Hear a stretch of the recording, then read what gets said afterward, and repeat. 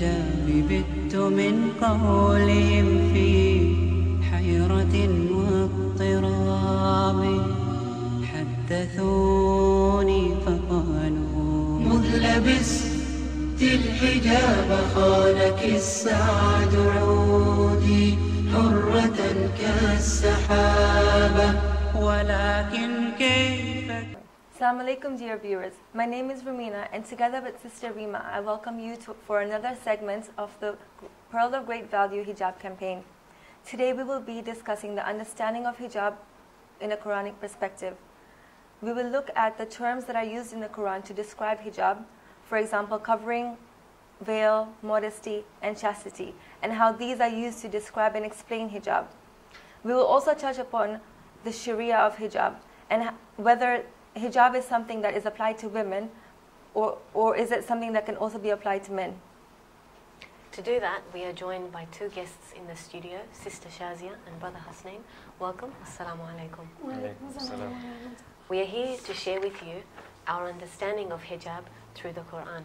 And I think perhaps maybe the most obvious first question maybe is, how is hijab itself defined within the Quran? Bismillahirrahmanirrahim. The word hijab used by itself as a term means, in Surah Al-Bani Israel, ayat 45, the discussion is this, that Allah subhanahu wa ta'ala says, وَإِذَا قُرِئَ الْقُرْآنِ. When the Quran is recited to a person, there is a hijab between the person and the Quran. And literally the word hijab has been used. And then he goes on forward to say, but they will not reap anything from the recitation, or the recitation will not actualize as transformation. And then he goes on to say, because there is hijab and mastura. Hijab as in a hijab which conceals him to come towards the Quran or to understand the Quran. So from here the Mufassirin say that the word hijab means something which does not allow you to look beyond your goal or look beyond the aim. Can we say that that is referred to as a barrier? Yes, such? Absolutely. In the books of dictionary of the Quranic words, the word that Raghib has used in English, he says something which does not allow you to look beyond a barrier, or something which conceals or does not enable a person to look on the other side.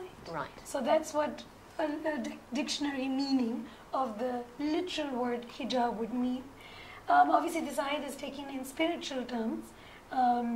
It cannot be as a physical hijab which comes above them or over them, that it doesn't allow them to actualize the Quran, but it's a spiritual hijab which is caused, and the ayat goes on forward, because their belief in the hereafter is weak.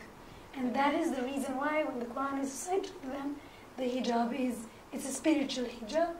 And then if you look at hijab, the Mufassirins have used this word hijab to mean a covering, right? Or a veil, like how you said that, define the word veil. So in order to understand hijab, we need to understand three dimensions, or three words, just keep it in your mind: physical, social, and spiritual. I like to put this spiritual as the first, and then the physical, and then the social. But we make a mistake here is we feel that a man is only physical, but we're physical beings having spiritual experiences. It's a whole different topic for some other time.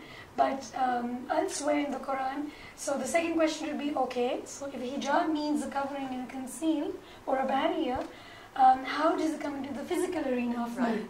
We have Surah Al-Nur, ayat number 1331, in which Allah literally explains you or draws for you a picture of a physical hijab, which is tell the believing men to lower their gazes, tell the believing women to do the same, and then he goes on further detail about let the khimar fall upon your bosoms, and then he further talks about whom shall you do in front of this picture that I have drawn for you, for the women as well as the men, whom shall they do it in front of.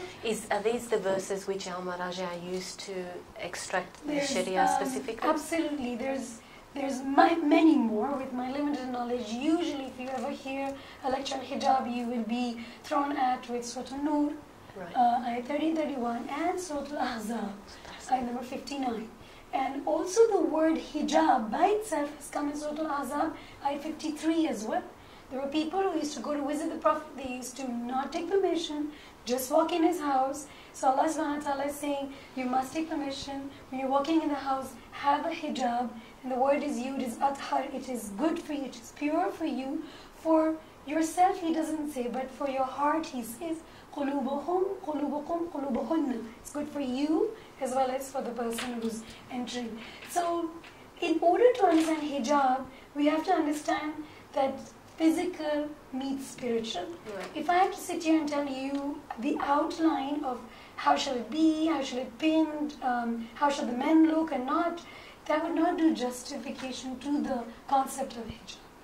So let us explore from the point which you made specifically on Surah Ahzab, verse number 53, where you spoke briefly about the behavioral aspect of hijab as well as the physical. So can we see behavioral as part of the social For sure. aspect of hijab? Absolutely.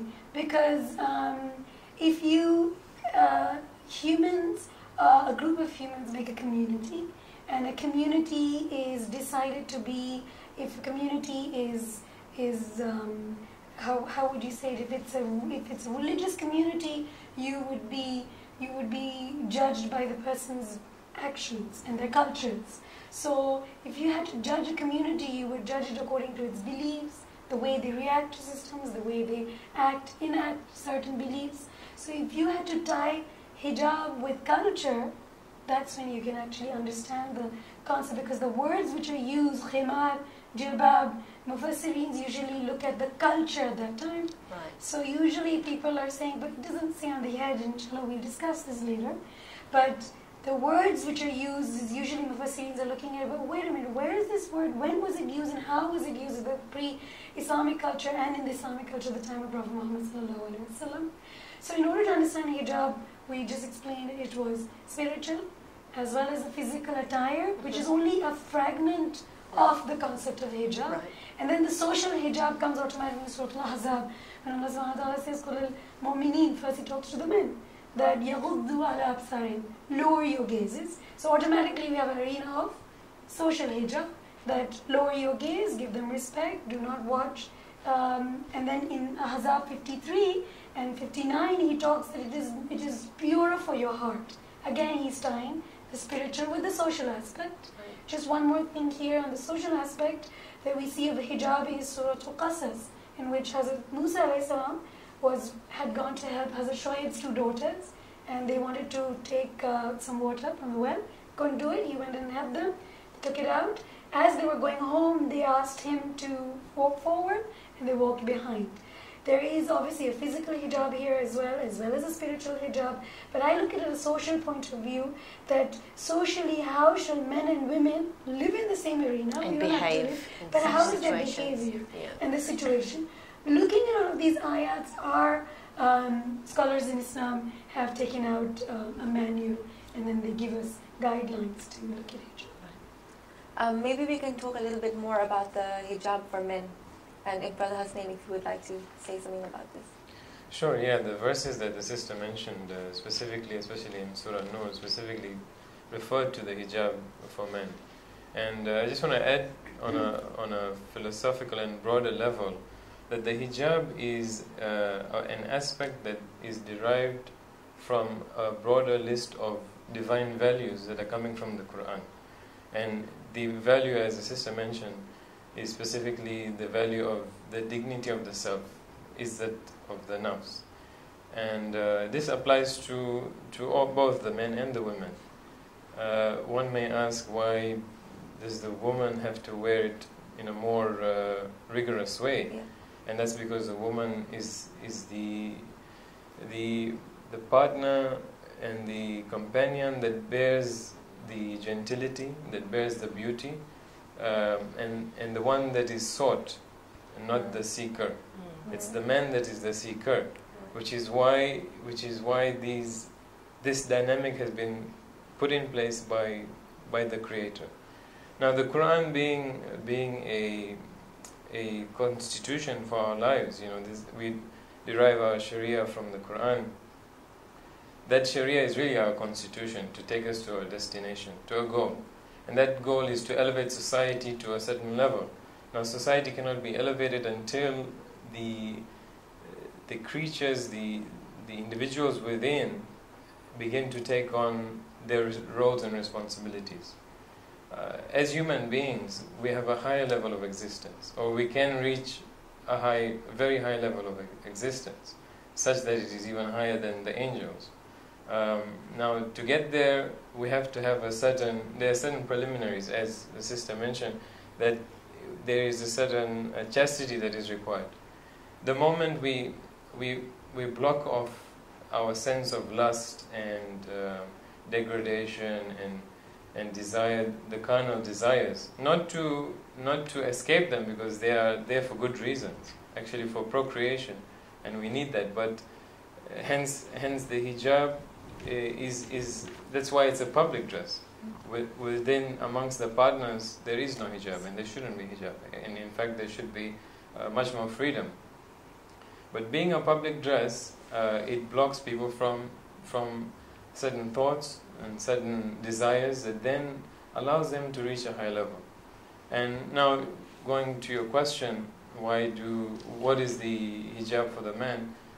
It simply begins from within, the intention, to block off these desires, to control these desires, to ensure that those desires are taken care of and serviced in the right ways, in a halal way. And that's how we begin. Secondly, is also the man also has a certain minimum dress. If you want to go into specifics, there's tight-fitted clothing for men is not good, because that can attract the other gender. Any dress, we all know what it is, because we're human beings and we can easily understand. I can put a whole list, but there's no. It's somewhat endless, because then people may take these words and say, okay, I'm not wearing this, what he's saying, which is this tight-fitting clothes, but I'm doing something else, such as a bright yellow strip to call attention to me. Yeah. See, we need to look at principles over here, and that is not to wear something with the intention to attract the other person. Right. But that said, it is also our responsibility to be presentable to others for the sake of being Jameel. God loves those who are Jameel. God Himself is Jameel, which is beauty. And we need to have that beauty, but in a modest, in a principled way. The Holy Prophet himself, sallallahu alayhi wa sallam, before seeing his brothers, believing brothers, used to go in front of a bowl of water and look into the reflection to make sure that he's neat and tidy. At that time, mirrors were scarce and very expensive, so he couldn't have access to that. But that's just a guiding principle for us. I really would like to elaborate more on this point of lifting the society with Surah Nur, the last verse, is it? Where we look at hijab's role on a societal level with the points that Brother Hasnain brought up, and we were talking about this earlier before coming on air. Can we look at that in a little bit more detail, Shazia? Surah Nur talks about the physical aspect of hijab, that how should the men lower their gazes, and the women should do the same. And then it goes on to talking about the real way how she should do the hijab. And in the end, how you're mentioning right now, that he says that it is good for you to do this, tubu ilallah jami'a. And that's when the ayat ends, that all of you repent, tubu, repent towards Allah, together, gatheredly. And that is the real aim for this ayat, or this mention of Allah subhanahu wa ta'ala to come right at the end of the hijab ayat, actually is giving us a goal, that your goal and your aim is higher.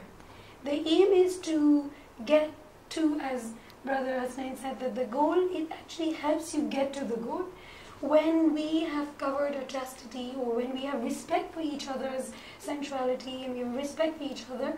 That's why I would like to pause here and talk about a little bit on respect. In Surah Al-Ahzab 59, when it says that draw upon your jilbab, so that it gives you your harifan, so that they know that you are coming from a certain belief.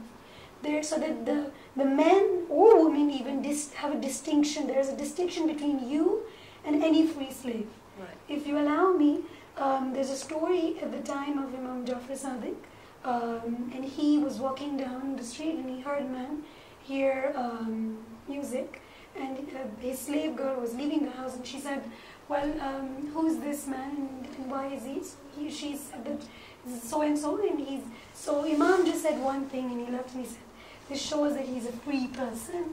And for this story for me has opened a whole window of understanding that, so that means the one who believes in Tawheed, and the one who says Muhammad Rasulullah, is now going to follow as a servant, but not say, but I don't believe in this and I don't agree to this, so hence La ilaha illallah Muhammad Rasulullah works for me in half time, but the other part time it doesn't work for me, and he just left. And this man found out and he went to the Imam and he said, I'm really sorry, and the sentence which for us is something that to give us an identity, which Ahzab is saying and Noor is saying, the purpose of you is once you come into Islam, now you have a goal.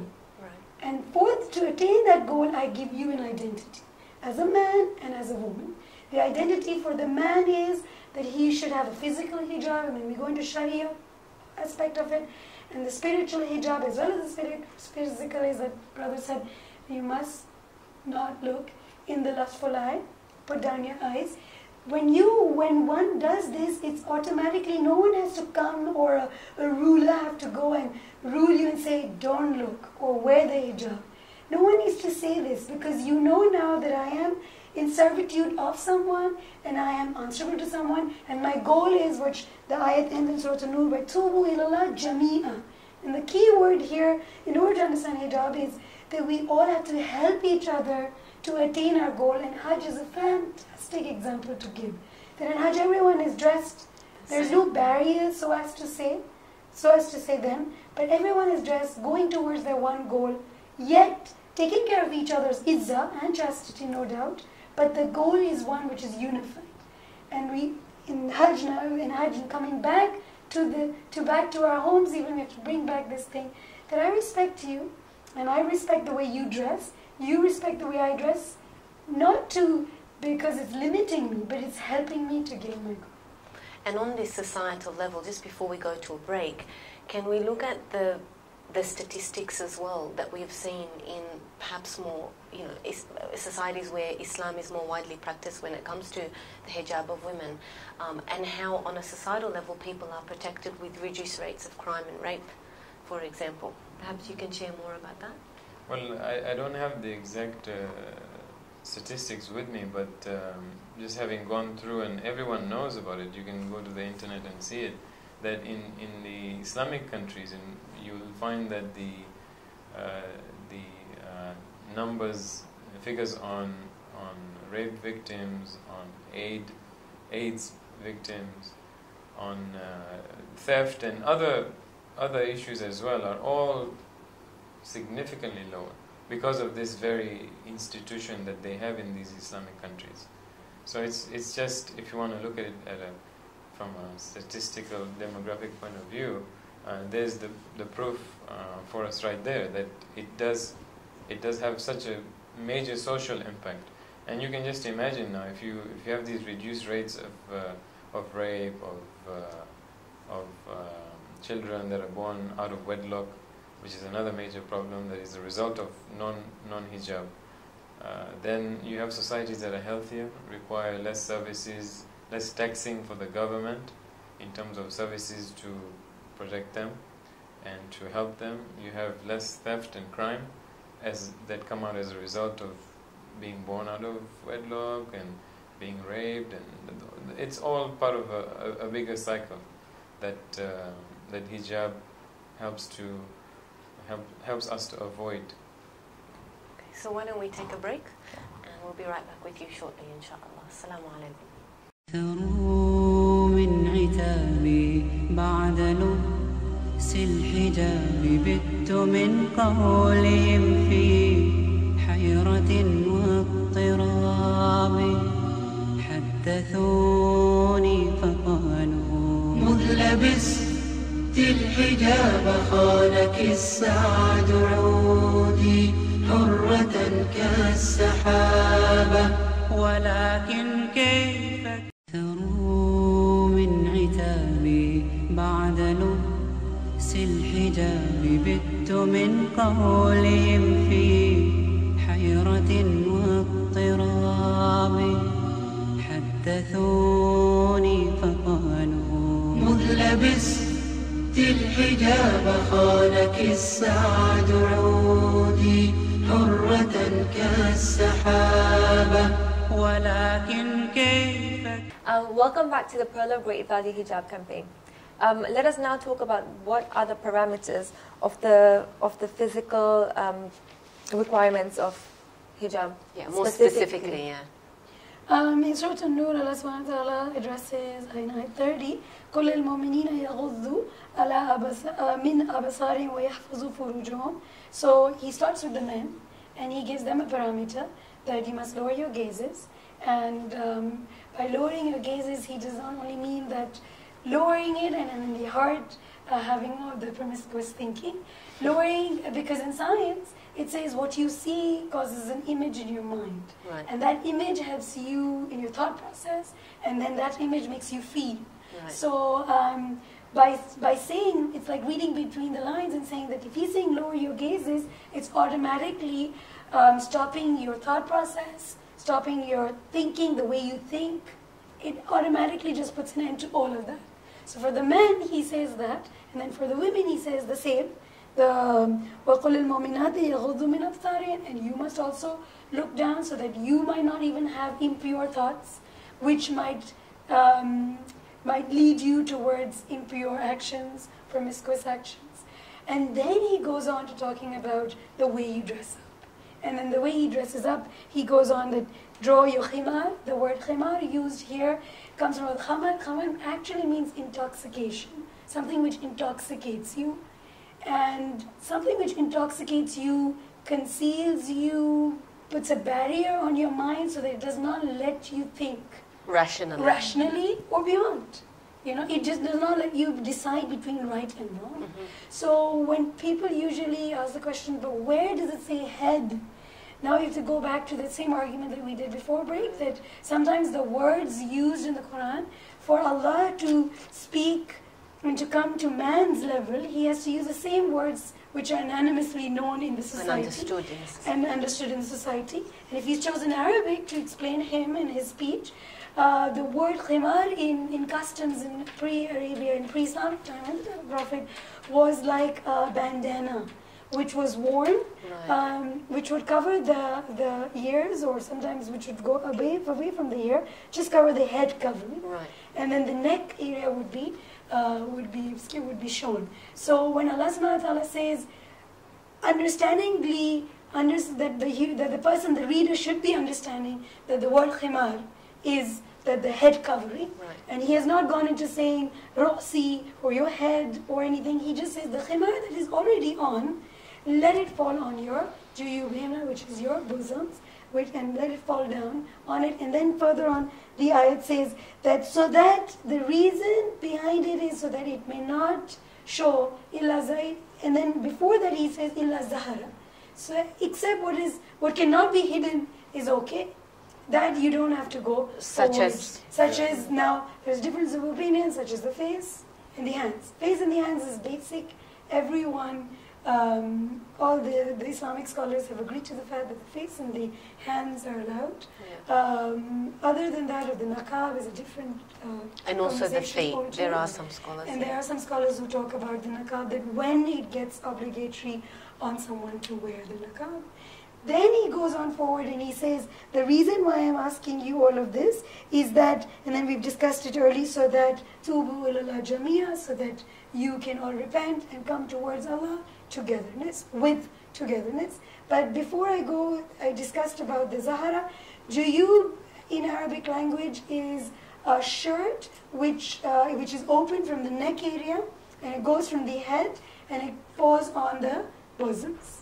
So that's the literal meaning of the word juyub. Jib, jim, ya, ba is the root word, and that's what it means. So it was an understood fact that something which covers the chest part. And Allah subhanahu wa ta'ala says, the reason why I'm asking you to do that, so that the zenith, the adornment is covered.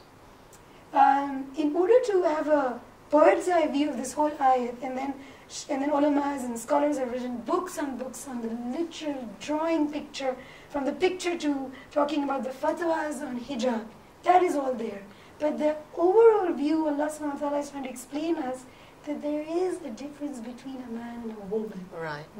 You know, I don't know if people talk about gender equality. No doubt there is gender equality. There is. In the Quran even. Here in this ayat even, in 1331, he talks about lowering the gaze of the man, lowering the gaze of the woman. There is equality here. But we must understand, like how Brother Hasnain said, one is the seeker and one is the sought. So there is a difference. How come the men don't have to cover themselves? And how come the women actually have to take a covering? Is it the men that have to cover themselves full stop, or the men don't have to cover themselves to the same extent as a woman? Exactly, the same extent. But maybe Hasnain Bhai would be able to explain on the coverings of the men, Sharia. Well, the covering is not as rigorous as it is for the women, because as I mentioned earlier on, the women are the ones who contain specifically the beautiful hair, the other specific parts of the body that has an attractive appeal, universal appeal. It's by creation, for procreation. And on the men's side, it's much less so. They're not the ones who are containing this beauty. So, if I were a woman, I'd feel great about this. It's really wonderful that God has given me this pearl, as you're using the name for this campaign, that I am this pearl, and the woman is this pearl. And you'll find that even from the bottom of the ocean, the pearl is covered and excavated and concealed. And not unless, because of that concealment, the pearl gets its luminosity. Yeah, without all those layers, it wouldn't have the luminosity. Even if you look at a piece of chocolate, Ferrero Rocher, it's nicely covered. If it was all out in the open, it would taste stale. It wouldn't be as beautiful. It wouldn't be as great a taste or a surprise. But going back to your question, what is the code? Is that the question? What is the code for the man? Well, it's essentially from the navel to the knee, meaning from the shoulders to just below the knee, and really the same dress that you can be in order to perform your prayers, for the man and for the woman as well. Yes. Which is a guiding criteria for what's the right dress code. But going back to the men, there is, so if you can wear something that's covering your body from the navel to the knee, i.e. the shoulders to just underneath the knee, can it be tight? No, it shouldn't expose your physical form. It should cover you modestly, such that you may be able to walk on the street and not attract the wrong kind of attention. Colors play into it. Tightness of fitting plays into it. That's essentially the physical hijab for the men, and the non-physical hijab is controlling the eye movement. Now, this is a very interesting discussion, because how does a businessman or a person on the street dealing with a woman interact with that person? What do? You talk to the person like this? That would be strange. There's a certain eye contact. The eye contact is essential to recognize that person is in front of you. Any person in the world will feel disrespected if I don't have that eye contact. But how is that eye contact maintained? Do you keep staring at that person? No. It's essential that the eyes aren't always fixed on the person. Routine sort of looking back to the person is good and is allowed, so that you recognize the presence of the person. That's important. We shouldn't lose the human aspect of our communication and our relationships. And also, I think body language and space between people and the way we position ourselves, even in any social, professional, educational settings. I think this is something also our youth need to be given confidence by, because many a times they think hijab means segregation. complete and utter segregation. And Surah Maryam looks at this specifically with Sayyidina Maryam and how she's segregated for a certain period. I didn't want to delve too much into the segregation aspect, but maybe we can discuss more about, on the behavioral side and the social side, what are the appropriate barriers and appropriate allowances when it comes to this physical interaction between men and women, and this physical hijab as well. Yeah, I'd just like to briefly bring out the issue of handshaking, because even amongst the Muslims, you'll find so many Muslims in business, or for the sake of business, to promote business, who are ready to shake hands with another person. You'll find these even Muslim leaders from various communities doing that just for the sake of business relationships, and this is completely not appropriate. If the handshake, though it's a respectful thing between two individuals, it brings about a bond and recommended for people of the same gender, opens up many doors, many wrong doors, if it's done between two non-mahram. And I've personally experienced that in my business, with working with other people in business, and in any other sort of any category of relationship, that because I'm having to restrain my hand from the handshake, the other person immediately adopts a similar level of hijab internally in that person. So the internal and the external are all working together, and that's something that is an issue in our Muslim communities, and something that we need to start practicing more You know, often. this brings up a little bit of a sore, because a lot of people will say, I'm not convinced. Specifically about this handshake issue, about covering the face, about covering the hands, about covering the feet, whatever. There are so many differing opinions. But I think what it largely shows is an indication of people not being convinced about hijab, about that philosophy of hijab. So why is there this lack of understanding then? Because if hijab is practiced so differently amongst, in one community, in our own community, for example, here in Dar es Salaam, we see different interpretations of hijab, physically, behaviorally, in that social network. So why is it? Why is it, for example, that does it mean the principles are not understood? Does it mean the religion is not understood? Does it mean the parameters are not appreciated? Absolutely. The principles, when they're weak in principles, just like the story I said earlier, when you're weak in principles, these are just articles of faith, which come in involuntarily when you have agreed to abide by a system of beliefs. And it's not only in Islam. You can see in Christianity, in Judaism. I don't remember seeing any beautiful picture of Lady Maryam or in a mosque, in a church, without her garb.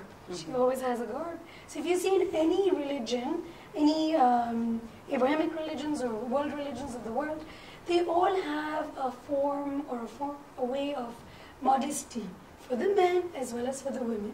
Now, again, it's the followers, how much you understand it and how much you adhere to it and how much you take from it, and then how much you decide to journey towards your goal.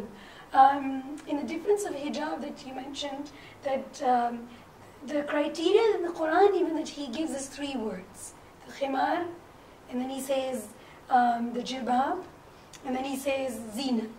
So if you had to translate these 3 words into English language, it would be the head covering, which is the covering, the jilbab, which is not too attractive. So you have the A here. It's not as revealing. You've got the R here, and then it's not as tight. Similarly, just for the men, it should not be so tight that I am in the outlines of hijab, but yet it's tight. When does this glitch start taking place? That is when I'm not understanding why I'm doing it. I'm just doing it because either I'm answerable to a community or to a certain government that I'm under, and that's when the hypocritical way of you have these different forms of people, or you have different shades of hijab in the community or in Muslim Ummah at large. The conversation that we're just having right now, and everyone's using the word hijab. Stereotypically, hijab always equates to the headscarf. Somehow it's always thought the headscarf. But inshallah, today with this discussion, we have to clear this fact that hijab does not mean only the headscarf. That's only a part and an aspect of hijab. So how can we redefine hijab if it's not limited to a headscarf? Because constantly we are discussing about how we should not wear tight clothes or how we should not wear revealing clothes. This all has to come from within us. That within us has to know that this is not the appropriate way of dressing up in front of the opposite gender or in front of a non-mahram. And the concept of segregation can be understood. Hijab is actually to conceal your zinat so that there's not spread of promiscuity or there's this sexual drive is not further increased, this lust is not to increase. And it does not mean that if I'm doing hijab in the outlines of Sharia, yet I can attract attention. So the real meaning of hijab is to conceal yourself in such a way that you don't allow the opposite person, or you don't invite the opposite person towards you so that the opposite person thinks wrong. And then that's the whole conversation of how Brother Hasnain said on handshaking. Then no one has to tell me that you can't shake hands because it might lead on to embracing. Because that definition encompasses the physical, Exactly. social and spiritual. And the spiritual. It's not just limited to a just piece the of garb. cloth or the Yes, garb. Yeah, yes. exactly. Then the hijab has to mean, that's why in the Quran, in Sayyidah Maryam's case, she's known as a symbol of chastity. Not because she kept herself away from society, that was only for a certain period. But chastity means that she concealed herself from others in the sense that others would not look at her in that way. I can live in this, I don't have to live in Mars and be a woman, and it's more easy for me. She put those limitations. She put the limitations for other reasons, because she was pregnant with Hazrat Isa alayhi salam, and men would ask that, how did you get that baby? So she had to go away from Palestine to Bethlehem and all of that. But Maryam is usually known as a symbol of chastity. And chastity, if she was living in the synagogue, right in the center of the religious rulings with all the rabbis and all, but she remained on her chastity, that she did not give those feelings, those aura of doing the hijab, but at the same time giving that attractiveness. So if I'm going to redefine hijab, it would not be hijab equals to the jalaiba hinna, the khimar, and covering my zinat, illa ma zahira. That is only a fragment of my hijab. But the real hijab is to not give those mixed signals, to not let the opposite person think that I'm available for you. It doesn't matter if I'm wearing... So in a sense, it's what it's you the exude, spirituality, your behavior, and how it's... Everything comes in it. Just for yourself to conceal and only allow it for your mahram. Allow your sensuality as a woman, allow your masculine side as a man for your valid spouse. And for the others, there has to be a garb, and then all the norms come into the community. So hijab is actually, I would like to equate hijab as chastity, or equate hijab as modesty. And I would like my viewers not to get deviated that, okay, hijab is modesty. How do I make myself modest? And then I follow Surah Nur with the jilbab and the khimar and hiding my adornments. Because modesty is not only practiced spiritually, modesty has, anything that you believe has to come out in your actions, or else it's just a ritual without any understanding. Actions and also verbal expressions as well, Yes, because you of could be course. wearing a wonderful Of hijab, but course. the way in which you look and speak to the other person with a certain, the tone of voice. Yeah. You know, Of high-pitched course. voices, for example, has a certain attraction because it's more feminine. And this is where, again, we talked about the bending of rules. For those who know the rules and then bend it, they can also bend it through how they express with one another. Yeah, the problems that you had said that in the community we have problems on segregation, and usually people come up and say that if you're living together in a world, how can we live together? And you keep on asking us to segregate. They so see it as a would- limitation. There's a limitation. These issues automatically get solved when the people of a community who believe in Islam have understood the underlying reason of Islam. Islam comes from the word salama, which is to submit. Submit to the all-knowing Creator, whom our journey is to. In this world, we come to journey towards Him, to understand Him. In order to understand Him, He's given us these methodologies which are in Islam, which is namaz, roza, hajj, hijab, khums, zakat, all of these. So it does not, bringing out the concept of hijab is part of my being a holistic Muslim.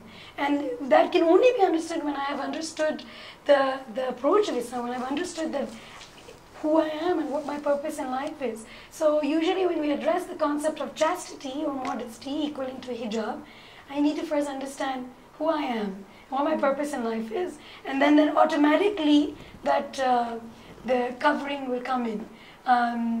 You look in anywhere in the world with different cultures, everyone likes to cover themselves in a certain way. There's my teacher, he was doing an interfaith dialogue, and as he started speaking to the non-Muslim and he started sparking the conscientiousness of a creator, I always remember him, he saying that she was pulling herself. She was pulling her garb. She felt like she was not covered enough. So it is the iman which has to bring out that awareness in you, that you don't need anybody to tell you the way you dress up, but it comes within you. And that is what is the real philosophy of hijab.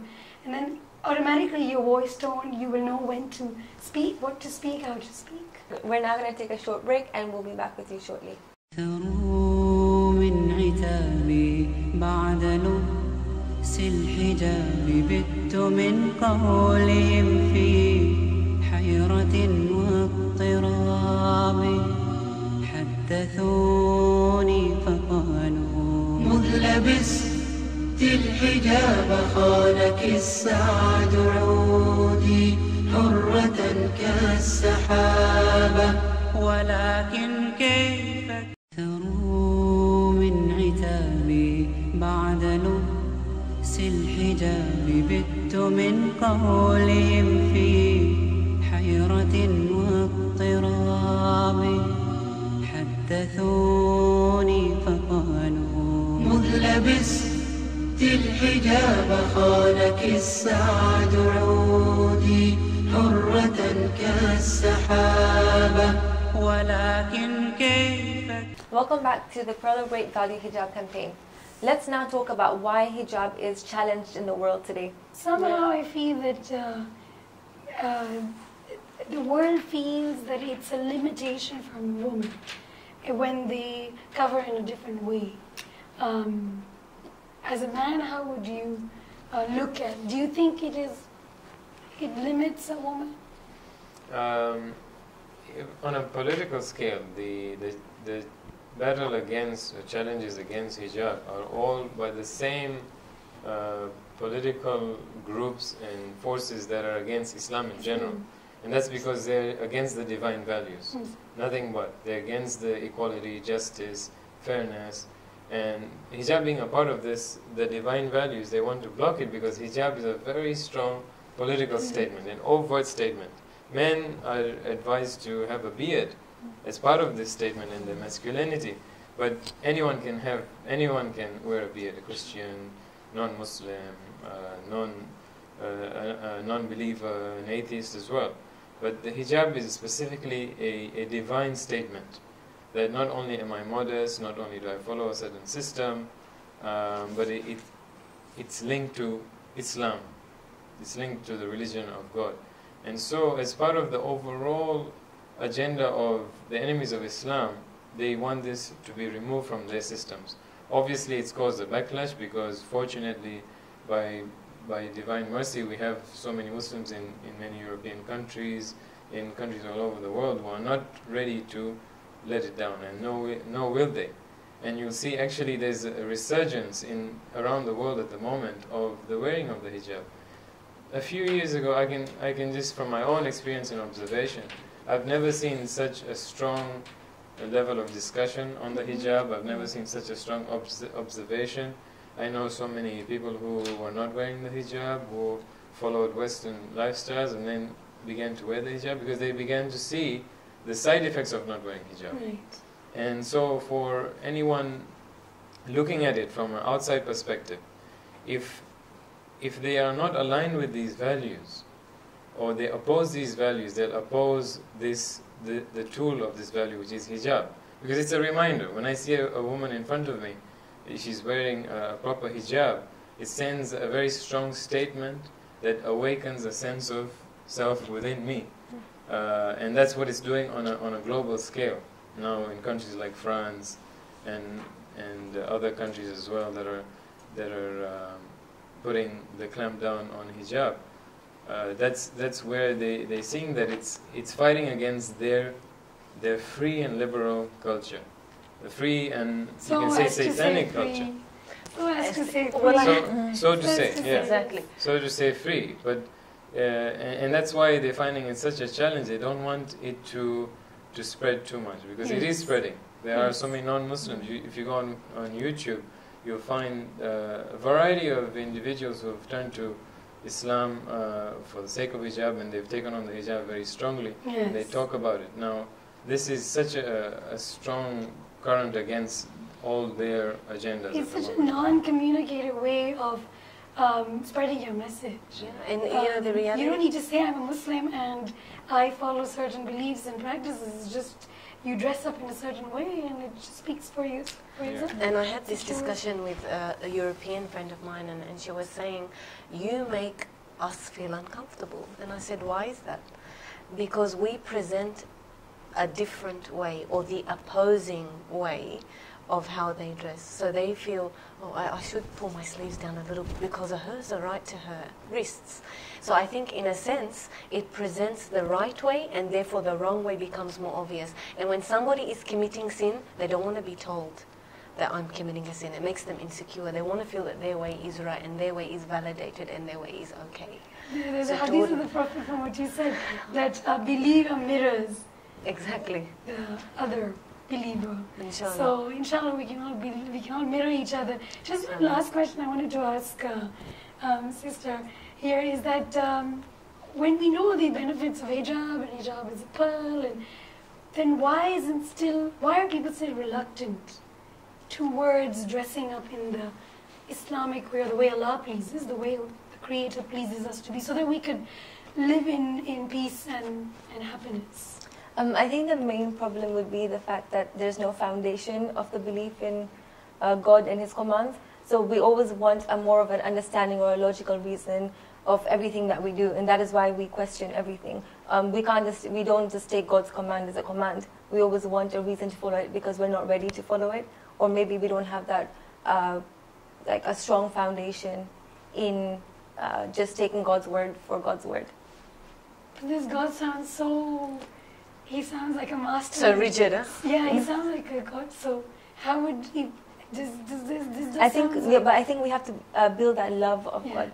Because if you love someone, that you would do something that they ask you to do without question. That's very true. If you had a partner and your partner said, "I want you to wear hijab," some women would jump and say, Yes. "Of course you." Yeah. But if Allah Subhanahu wa Taala has prescribed it for us. Yeah, I think it's like, I think we have to build that.